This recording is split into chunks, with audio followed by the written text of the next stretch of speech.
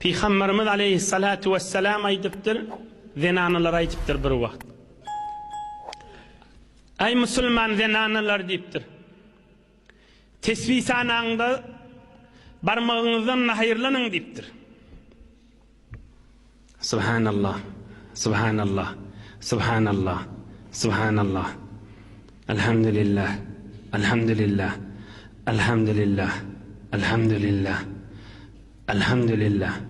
Allahu Ekber, Allahu Ekber, Allahu Ekber. La ilahe illallah, La ilahe illallah, La ilahe illallah. Subbuhun Kuddus, Subbuhun Kuddus, Subbuhun Kuddus. Barmaklarınızdan hayırlanın deyiptir.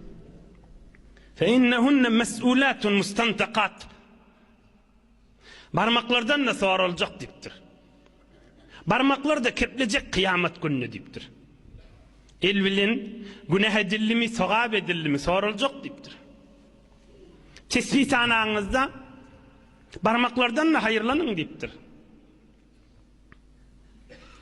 Ve la tagfulna fetenseyna rahme.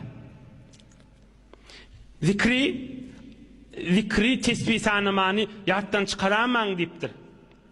Allah Zülcelal'i yadınızdan çıkaramam. Allah'ını yaddan çıkarsanız rahmeti yaddan çıkararsınız. Yani rahmattan daş düşersiniz. Karanlığa düşersiniz deydi. Ve la tagfulna fetenseyna rahme.